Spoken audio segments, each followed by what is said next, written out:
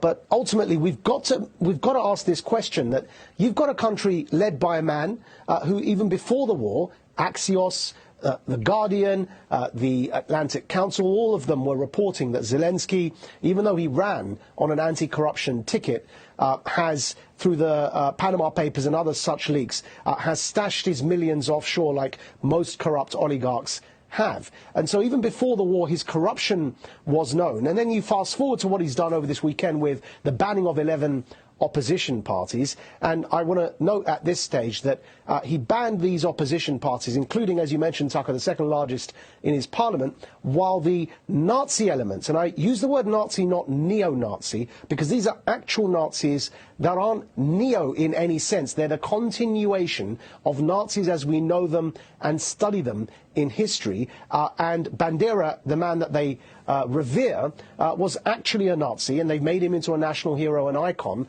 The Nazis in Ukraine have not been banned by Zelensky. And so this is a very interesting point, that you've got a man that we're hailing as a democratic icon who's fighting for freedom and democracy in our way of life, banning all opposition parties, controlling this, through the state the media narrative, while refusing not only to ban Nazis, but having, after not banning them, incorporated them into his state, as a battalion, formally serves in the Ukrainian National Guard. Now, people say to that in response, yeah, but Majid, there are racists in every country.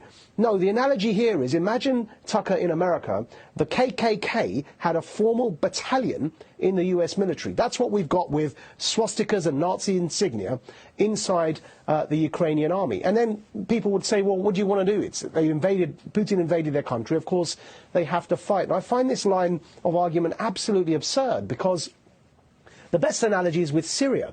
Now, Putin allying with Nazis in Ukraine to defeat Putin is as absurd as allying with ISIS in Syria to defeat Putin.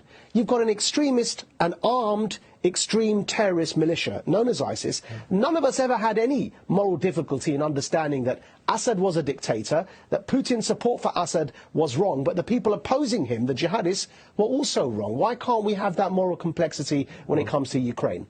And keep the UK, and particularly the United States, my country, free. If you're for freedom in Ukraine, you can't try and shut down honest questions in this country or punish people for telling the truth. It's super simple, I would say. You are telling the truth. I'm grateful that you are, and Godspeed as you do.